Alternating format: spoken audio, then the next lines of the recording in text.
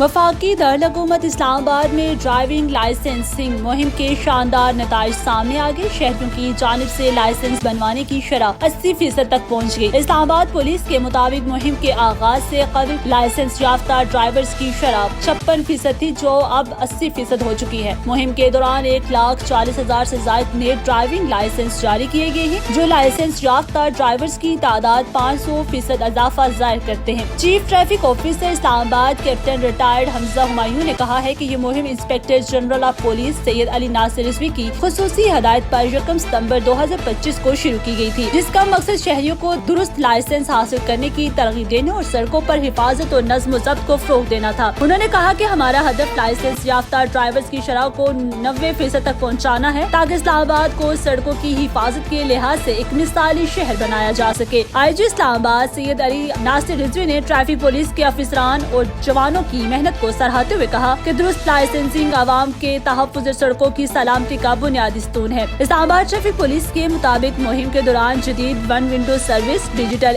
Appointment system और touch screen theory test जैसे इकदाम मुतारिफ करवाए गए हैं, ताकि लाइसेंस के असूल के अमल को ज्यादा शिफाफ और सहल बनाया जा सके। CTO इस्लामाबाद ने कहा है कि ये मुहिम आइंदा भी जारी रहेगी, ताकि ट्रैफिक नज़्म ज़ब्त में हासिल होने वाली बेहतरी को बरकरार रखा जा सके। इस्लामाबाद ट्रैफिक पुलिस आवाम के ताउन से VIP कल्चर के खात्मे, जिम्मेदार ड्राइविंग के फरोग और ट्रैफिक हादसात में कमी के लिए पुरअज़्म है।